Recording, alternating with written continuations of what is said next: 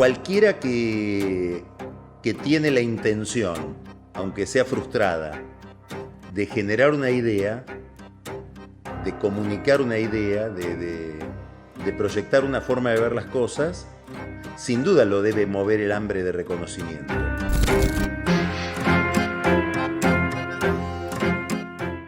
Esto es Líderes en Play, conversaciones que nos movilizan. Tener una voz propia, saber qué decir y cuándo decir, son condiciones fundamentales de un buen líder. Hoy vamos a conocer a alguien que desde hace años ejerce un rol de liderazgo de opinión, con una enorme trayectoria. Hoy me toca ser de entrevistador de un periodista. Espero que me salga bien. Carlos Pañi es nuestro invitado del día de hoy. Ya conocemos varias de sus facetas: periodista, profesor, escritor. Hoy vamos a descubrir cuál fue su camino para llegar a ser quien es.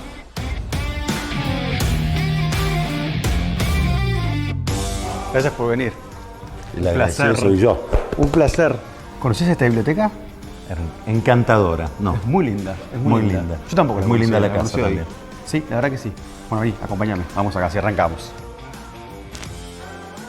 Carlos Pañi fue destacado en una encuesta como el periodista más respetado de Argentina. Hoy vamos a conocer su vínculo con la información, la interpretación y la urgencia. Y vamos a descubrir cómo hacernos la pregunta más importante de todas. ¿Cuál es la pregunta que se están haciendo los demás? Este es un video podcast sobre liderazgo. Liderazgo de una manera bien amplia, 360.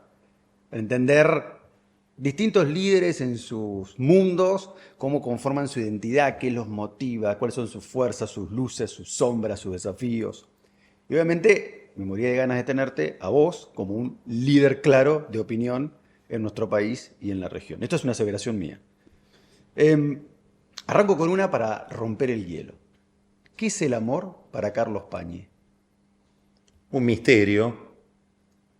Tiene que ver con el misterio que significa siempre la relación con otro.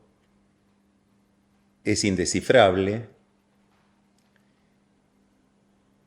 Es una oportunidad extraordinaria de conocer a otro en dimensiones que no pasan por el conocimiento intelectual, que pasan por la formación de vínculos.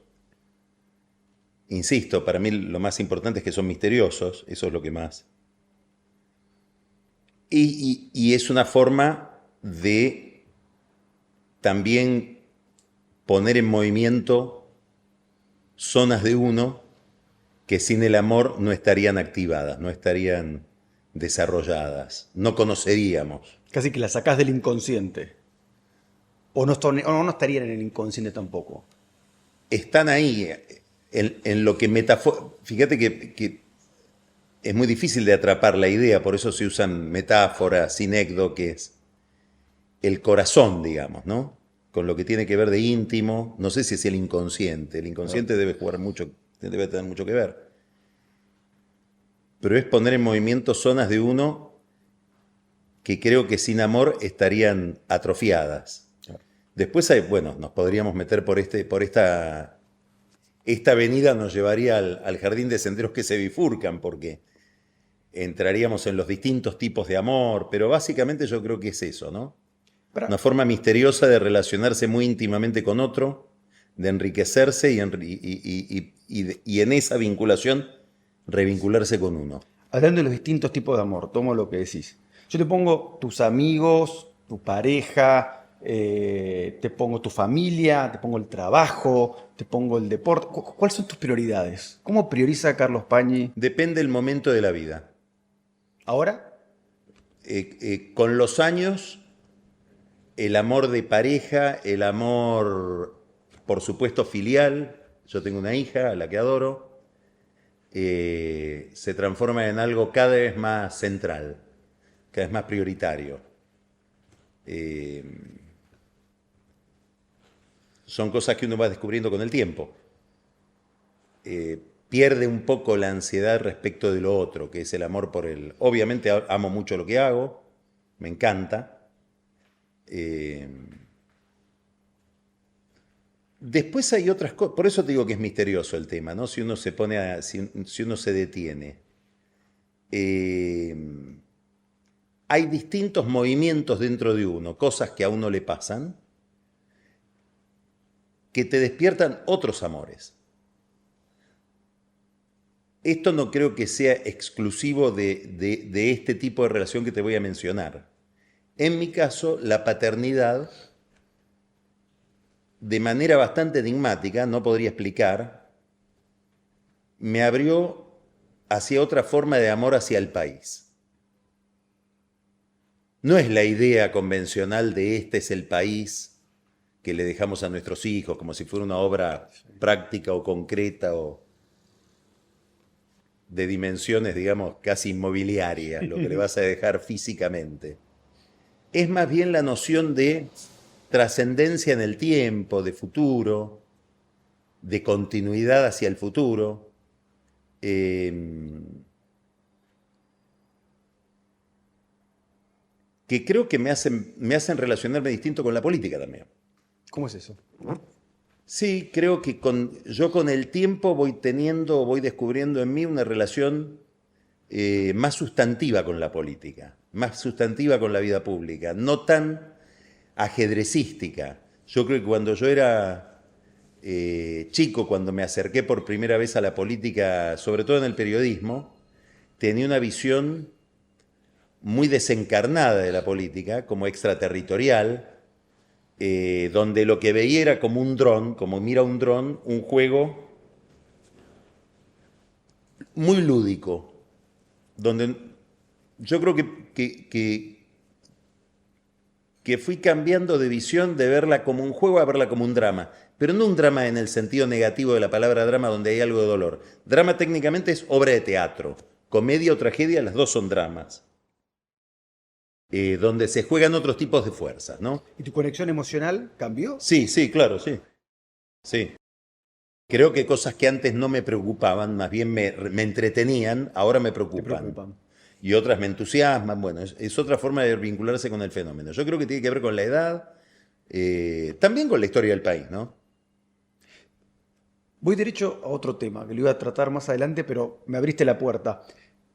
Hay un profesor que dice que dedica a estos temas de liderazgo, que dice que los líderes tienen, como las personas, distintos tipos de hambres. Hambre de poder, hambre de reconocimiento y hambre de intimidad. Esos son los tres tipos de hambres que él plantea. Y lo que dice es que si un líder primero no se conoce lo suficiente para saber cómo tiene calibradas esas tres cosas, es un problema porque uno reacciona en función de eso y es muy fácil de manipular. Si vos estás desesperado por tener reconocimiento, bueno, es muy fácil que te cometas errores en base al juego con otros. Imagino que en la priorización de tu vida, estas tres cosas, si es que coincidís, estos tres tipos de hambres, deben haber jugado distintos roles, distintos pesos, distintos momentos. ¿Cómo se define Carlos Pañi en relación a eso? Al reconocimiento, al poder, a la intimidad. En la intimidad puedes poner la familia, el sexo.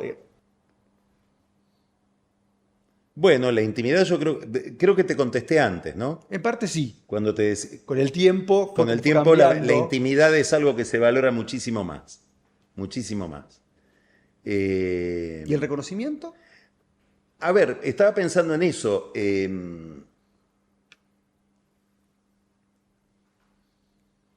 Yo tuve una prehistoria como profesor. Me formé en historia con la idea de investigar y publicar. Después tomé otro camino. Seguí publicando, pero otras cosas, en otro contexto.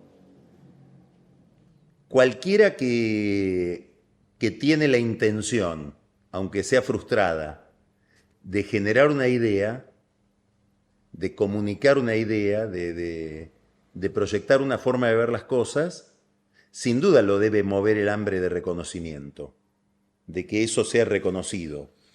Puede tener distintos niveles de superficialidad de eso, distintos niveles de frivolidad, como todo en la vida, en la virtud está el vicio, digamos, que es un poco lo que vos decís, cómo equilibrás el lado luminoso y el lado oscuro de una pasión. En mi trabajo, mira qué interesante, yo creo que siempre esto es así, pero más específicamente el trabajo de alguien que está en permanente contacto con la opinión pública, la tercera hambre de la que no hablamos, que sería la de poder, yo creo que casi se subsume en la del reconocimiento.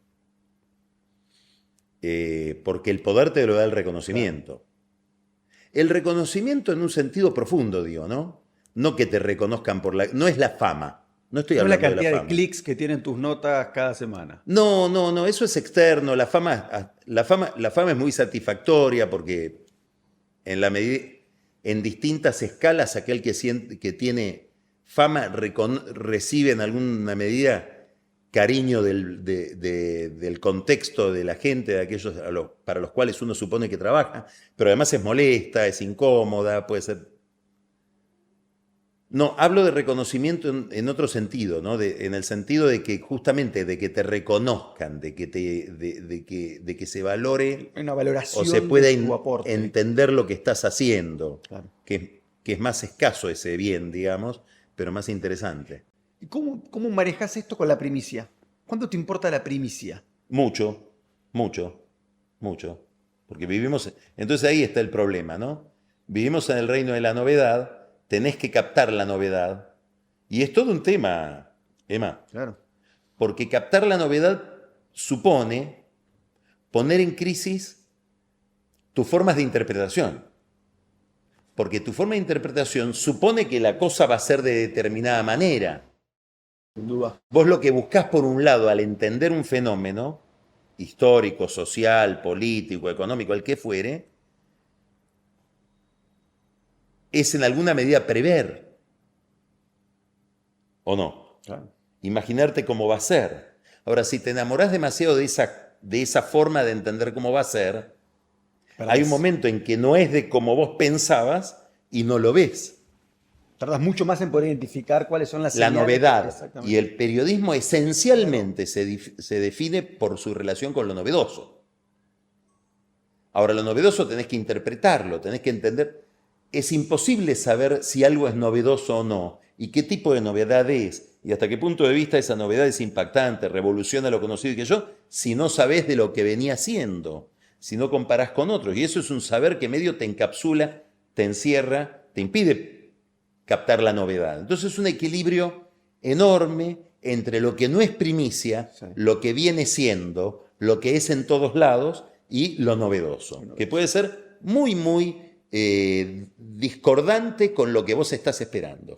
Vos fuiste protagonista de grandes hitos periodísticos en la historia de nuestro país. Y obviamente esto que estás diciendo me lleva automáticamente al Pacto de Olivos, sí, ¿no? Que te estás cansado de responder esta pregunta. No sé si tanto, sí. Pero, digo, ¿cambió la forma de hacer periodismo en la manera en que vos construiste esa primicia del Pacto de Olivos y una primicia que podés contar hoy? ¿Cambió la forma en que te acercás a eso, en que lo pensás? No. ¿Son las mismas herramientas, los mismos recursos? Y digamos, yo de eso me entero, no fue casual. En alguna medida era bastante previsible que se iba a realizar. Y lo que fui haciendo es seguir muy obsesivamente ese curso de acción que desembocó ahí. Y estaba muy obsesionado con el tema, muy metido en el tema. Tenía muchos interlocutores. Es muy importante la confianza que vos generes con un interlocutor. Lo único distintivo de ese hecho es que el hecho es muy importante. Claro. El hecho es muy importante. Alfonsín, si no tengo mal, te dijo, ¿te has cansado de hacer daño? Alfonsín después, Alfonsín era un gran tipo. Era imposible que se enoje. En serio. Además, era un tipo con muchísimo estaño. Sabía muy bien cuál era su trabajo y cuál era el mío. Pasamos toda la convención constituyente en una relación encantadora. Tengo muchísimas imágenes de todos esos meses. No mucho tiempo después, 2 o 3 meses después de que terminó la convención, él quiso saber algo que yo no le conté nunca a nadie, que es quién me había contado. Y él vivía obsesionado con ese tema porque quería saber si alguien lo había traicionado. Claro, ¿quién lo traicionó? Claro. Y a veces no es que te traiciona, a veces la información, la verdad fluye. Es gran tema del psicoanálisis. Y bueno, no lo logró que yo le dijera, y ahí yo creo que simuló un poco un enojo, o me dijo lo que él venía mascullando durante todos esos meses, que es una frase que a mí me encanta, que estés cansado de hacer, porque cansarse de hacer daño es maravilloso. Es imposible cansarse, si te gusta hacer daño es imposible cansarte de hacer daño. No, aparte es genial, porque implica que vos tomaste una decisión consciente Sí. de avanzar Y en me ese cansé, sentido y imagínate. te cansaste. Sí, voy a parar de hacer daño porque ya estoy cansado. Bueno, no ahí, porque vos decís, él entendía su rol y entendía el mío. Hay momentos donde publicaste algo, dijiste algo que dijiste, acá hice daño, no daños, pero como decís, esto no sé si Bueno, lo sin volvería duda. a publicar, lo volvería a hacer. Ahora, sin duda uno hace daño, y uno debe ser consciente de que hace daño. Y que es parte del trabajo, involuntariamente hacer daño. Cuando vos publicás Obvio. que fulano de tal, no hablemos de corrupción, traicionó a fulano en una vinculación política, bueno, no sé si al tipo le amargaste la vida, pero a su familia seguro. Y si tiene hijos, está viendo el retrato de un padre que es considerado por alguien traidor, que a lo mejor lo describe con cierta verosimilitud. ¿Por qué te digo esto? Te voy a decir algo que lo digo desde el punto de vista de lo humano, no de lo ético, sí, de lo prescriptivo. Pero cuando uno sabe eso y que se mete con materias complicadas y agresivas, ácidas, como es el poder, por ejemplo, bueno, no te tiene que sorprender tanto que haya reacciones duras. ¿Se entiende lo que quiero decir? Yo he tenido charlas con colegas míos que muy amargados porque no entienden cómo ahora me hacen esto. Bueno, flaco, te metiste, digamos, tenés que ser consciente de lo que hiciste, que no es que hiciste mal, que lo deberías volver a hacer, está muy bien. Es más, es lo que te hace un gran periodista, pero tenés que saber que las negras también juegan, que hay una reacción y que no es solamente una relación aséptica de información de un emisor con un receptor que la captura de manera neutra. No, está todo metido en el medio. Y hay una frase una afirmación de Einstein que obviamente tiene más amplitud que la de la física, y yo creo que él le quería dar esa amplitud, que a mí me gusta mucho, es: estamos condenados al punto de vista. El punto de vista de Cristina Kirchner respecto de lo que ella hizo de mal no es mi punto de vista, y mucho menos el punto de vista de un opositor, y muchísimo menos el punto de vista de una víctima de esas acciones, ¿no? Totalmente. Entonces, cuando ella desde hace, pongamos, 10 años ya, para poner una fecha concreta, creo que es bastante acertada esa fecha, desde el 2013, por distintas razones, en determinados medios, lee determinadas publicaciones, donde en todas está en el lado oscuro en el lado oscuro de la luna, y esos medios lo hacen muy bien con toda legitimidad. Si yo me pongo en el lugar de ella, y obviamente es una carga de agresión que debe recibir, que no le pido que la deba procesar como un robot. No estoy hablando de si es verdad o mentira. Puede ser todo verdad. Supongamos que es todo verdad. Todo es bastante verosímil.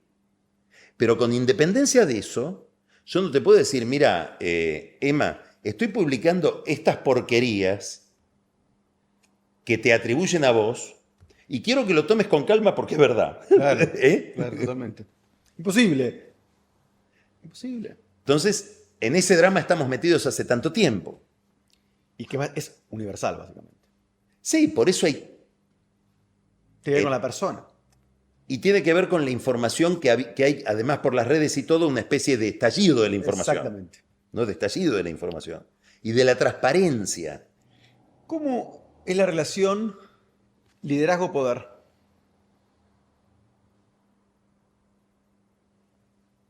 Bueno, el liderazgo es una forma de ejercicio del poder, si querés, ¿no? Para mí muy enigmática.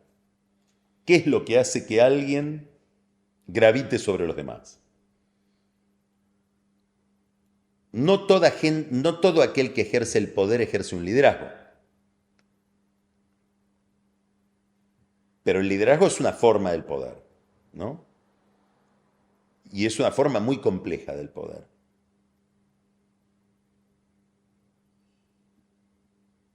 Que implica no solo autoridad,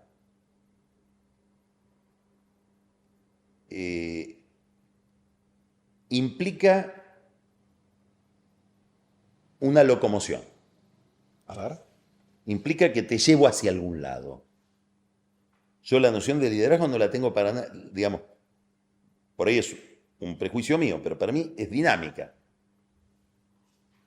Para mí también, ¿eh? Para mí es un ejercicio, es una actividad, es un verbo. Es una actividad, pero además digo, la relación del líder con los liderados, lo pienso en términos, a ver, pongamos un líder arquetípico, probablemente el más arquetípico, sobre el que uno, si lo piensa como personaje literario, Moisés, ¿no?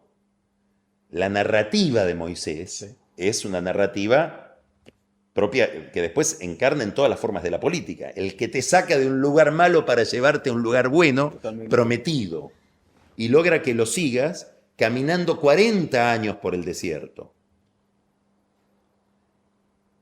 Y logrando que le creas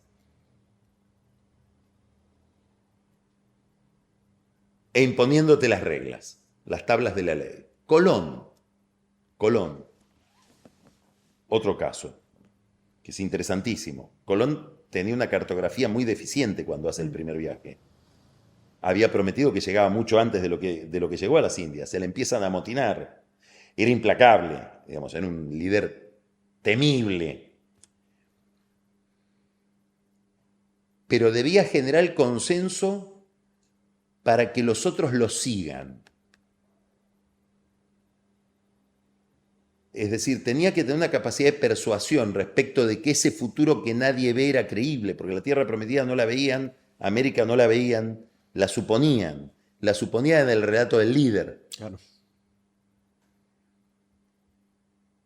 Sí, que le creían, él era lo suficientemente transparente, con la fuerza y la energía para que logren realmente comprar ese sueño, ¿no? Más explicativo. Digamos, la pedagogía del líder. Debía ser pedagogo. Debía tener una explicación muy convincente. Total. Que apelara a tu razón y probablemente también a tu emocionalidad. Y debía suprimir al máximo posible tu incertidumbre.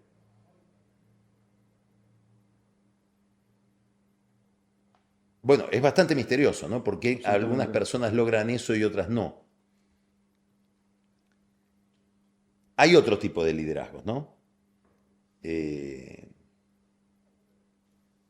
Un artista plástico puede ser un líder. Picasso, ¿no? Que descubre otra forma de ver. Te lleva también de un lugar a otro. Sí, claro. Lleva a otros de un lugar a otro.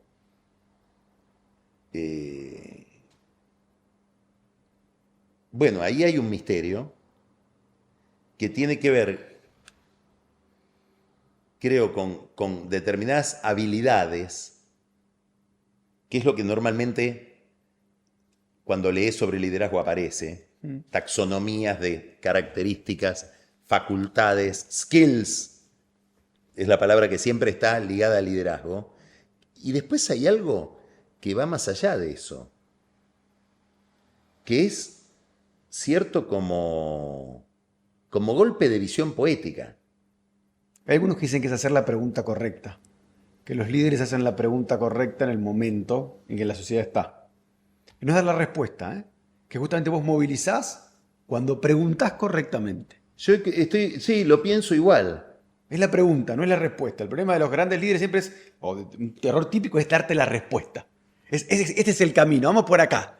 Y eso dura poco, porque la gente no hace el trabajo, la sociedad, la organización, no hace el trabajo de reacomodamiento para responder esa pregunta. Anteúltima, 3 errores típicos de los liderazgos presidenciales argentinos.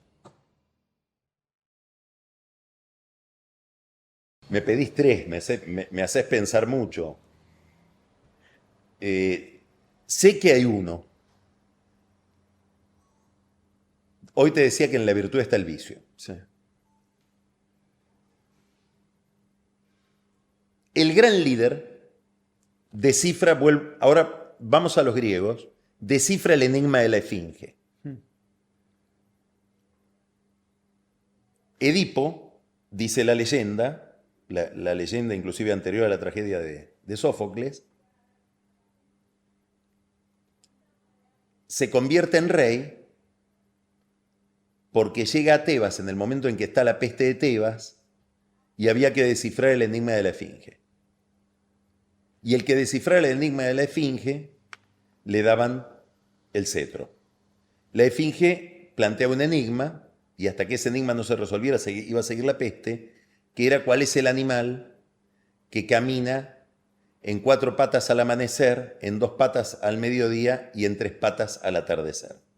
Y nadie lo resolvía. Edipo dice es el hombre que gatea, camina en 2 piernas y camina con bastón de viejo. Y le dan el cetro. Encontró el enigma descifró el enigma de la esfinge. Menem descifró el enigma de la esfinge. Después de una hiperinflación, con la convertibilidad, encontró un método que le permitió durante 10 años estabilidad de precios. Se queda mucho tiempo y tiene el poder que tiene por muchas razones que podríamos enumerar, pero esta es central. Encontró la pregunta y ensayó una respuesta relativamente eficiente. Néstor Kirchner creo que pasó lo mismo. En una circunstancia económica excepcional, logró, en un momento de ebullición, que si lo mirás muy desde una perspectiva radical de izquierda, era la aurora de lo que debía venir, y si lo mirás desde una perspectiva más de centro, inclusive de centro derecha, era la amenaza de la anarquía y la disolución, logró instaurar un orden, reponer una autoridad, con condiciones, insisto, fantásticas, sobre todo económicas. Ahora, también descubrió el enigma. Ahora, el enigma de la esfinge cambia. Y en general, un problema del liderazgo es que quedan atrapados con esa respuesta. Esto que vos decías, lo importante no es la respuesta, es estar atento a la pregunta, pero la pregunta cambia. Y vos seguís dando la misma respuesta a una pregunta que está cambiando. Entonces tendés a forzar la realidad para que esa única ficha que vos tuviste, porque además como estamos en crisis permanente es una ficha, dure mucho más de lo que debe durar. La convertibilidad se extendió mucho más allá de lo que tenía que extenderse. El sistema de precios bajos de energía, alimentos, etc., la energía regalada, la tasa de interés real negativa, los alimentos subsidiados, todo ese sistema de subsidios se mantuvo mucho más allá de lo que tenía que mantenerse. Y ahí sucumben. Y la sociedad no se reconoce en el liderazgo, porque me venís hablando de las mismas cosas hace 10... Sí, pero esas cosas antes te enamoraban y ahora te irritan. Porque cambió tu pregunta. Esa falta de plasticidad, que creo que no es un problema argentino solamente, es un problema general del liderazgo en sí mismo. Ahora que te estoy diciendo eso, hay otro problema que es más argentino, que es la aspiración, este es un temazo, a representar a todos, a no entenderse como líderes de una parte. Esa dificultad cultural de entender que son una parte y que hay otro tan legítimo, que ahí hay una frase que a mí me gusta mucho y la repito últimamente mucho, porque tiene mucho que ver con lo que está pasando no solo en la Argentina, en Brasil sobre todo. Brasil. Felipe González dice: la democracia es una ética de la derrota. ¿Qué quiere decir que es una ética de la derrota? Que es entender la legitimidad de perder, no de ganar. ¿No? Totalmente. Es decir, correspondió que ahora pierda y que otro gane. Sí, que no es el fin de lo que yo creo si gobierna la otra ala. No es el fin de mis creencias, no es el fin de mis valores. No, no es y fin el de otro mi está muy, partido. muy bien que gobierne, y es muy Totalmente. legítimo que gobierne. Totalmente. Y en este momento son legítimas esas ideas y no las mías. Y podés militar, estar en contra, podés manifestarte. Sí, y lo que tenés vos la obligación quieras. de Es la hacerlo. obligación, y ser una oposición rabiosa en contra de eso. Pero, está Pero bien. lo que no podés decir es vos sos la dictadura, Absolutamente. porque no soy yo. Absolutamente. Perdí yo, hubo fraude, es fraude lo del otro. Totalmente. Totalmente. Bueno, la polarización tiene que ver mucho con eso, ¿no? Pues estamos llegando al final. Sí. Te pedí que vengas, que elijas un libro que te haya representado en tu historia o que te haya marcado, que sea importante para explicar quién es Carlos hoy. Yo también te traje uno para mí, ¿eh? Uno que es mío, que para mí es importante, se llama La mente de los justos. Genial. Que me dijiste que lo leíste. Sí, lo leí. Me sentía re hace especial unos con el años. libro, me dijiste que ¿Cómo? tenías dos. Me sentía re especial Y por con el alguna libro. razón tengo dos, porque uno lo ¿Dónde compré y tenés? creo que el otro... O el otro me lo regalaron, o lo compré por segunda vez porque me olvidé de que lo había comprado. Cosa que gustó? me pasa... Sí, me encantó. Para mí es importante. Y con esto de la Me polarización encantó. que hablábamos y todo, es una manera de entender el mundo. ¿El tuyo? Yo traje... A ver, te tengo que aclarar, no es un libro... No sé si tengo un libro que me marcó. Pensando la pregunta, te podría decir... Después pensé, a ver qué libro me impactó en mi vida. Ok. Viví toda la vida entre libros, es muy difícil encontrar un libro que... Pero hubo un libro que me llamó mucho la atención desde chico, siendo chico, teniendo 17 años, con un tema que después reencontré en otro libro que me llamó muchísimo la atención de grande, y el tema es el mismo. El primer libro se llama San Pablo, Heraldo de Cristo. Me lo recomendó un sacerdote, un cura, que en aquel momento tenía una influencia enorme en mi vida cuando yo estaba en el colegio secundario. Un tipo al que le debo mucho desde el punto de vista, de todo punto de vista. Sin ser yo religioso, en aquel momento lo era. Es una historia, y digo, mirá qué curioso, porque ese libro me llamó muchísimo la atención, fue el primer gran libro que leí. Había leído muchos otros libros, pero el primer gran libro que yo digo, mirá, esto es un libro. San Pablo, Heraldo de Cristo. Con el paso de los años, hará 5 años, otra persona también, ahora estoy pensando, muy determinante en mi vida, me recomienda otro libro, que si no lo leíste, ¿Cuál? te lo recomiendo enfáticamente, se llama El Reino, de Manuel Carrer. Librazo, es una mezcla de biografía, ensayo, pero el tema del libro es el mismo que el de San Pablo. Es la idea del origen del cristianismo. Así empieza el libro de Carrer. Dice, a mí me invitaron a hacer una película, y lamentablemente dije que no, sobre un tema fascinante. Muertos que vuelven a la vida. Dice, así empieza el libro de Carrer. No, imagínate, dice, que vos te levantás a las 5 de la mañana, vas a la cocina y está tu hija muerta, adolescente, que murió, se está haciendo el café y te pide perdón por haber llegado tan tarde. Bueno, eso es el cristianismo, muertos que vuelven a la vida.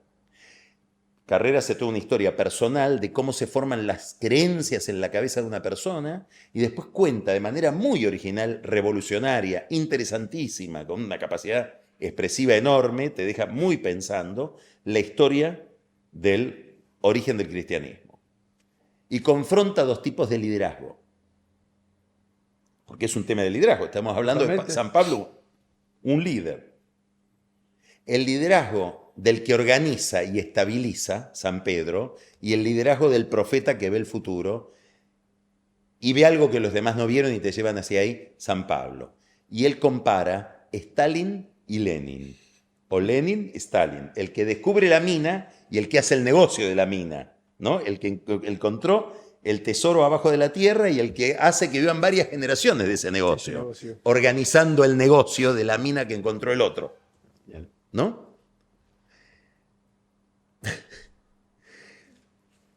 Para que todo quede muy frustrante, no traje ni el libro de Holzner, el Heraldo de Cristo, ni el de Carrer. Te traje otro que no tiene nada que ver con todo esto. Y tampoco te voy a explicar de qué se trata. No te voy a explicar de qué se trata. Pero, ¿por qué lo traigo? Porque el autor me parece extraordinario. Para mí es uno de los grandes autores que uno puede leer.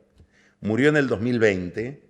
Es un tipo de una erudición que vos decís, pero ¿cuándo tuvo tiempo de leerse todo esto y de pensar todo esto? George Steiner.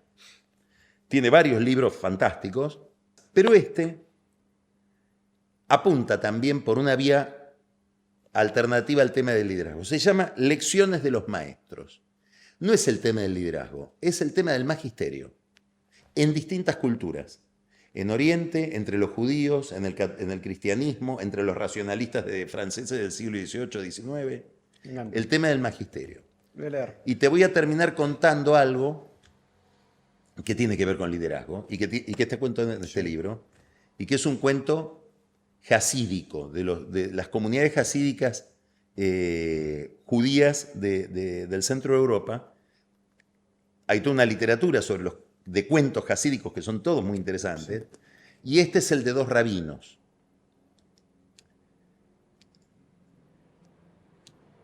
A uno le iba mucha gente, se le llenaba la sinagoga, y al otro no se le llenaba la sinagoga, no le iban.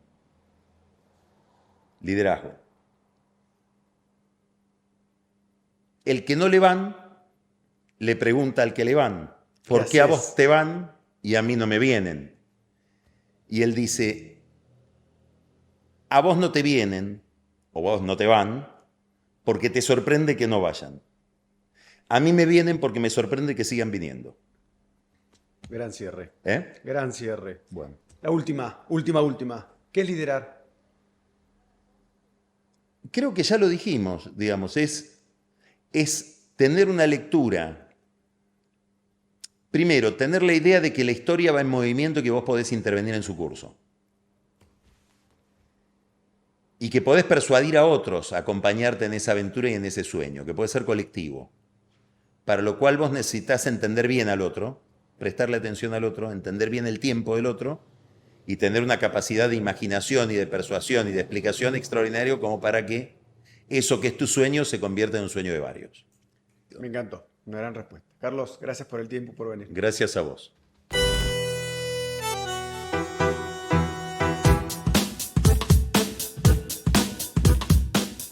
A la hora de comunicar, Carlos Pañi logró interpretar con rigurosidad la demanda de la sociedad. En su liderazgo es clave reconocer a un otro, entender su pregunta y convocarlo a un sueño colectivo que permita marcar el curso de la historia.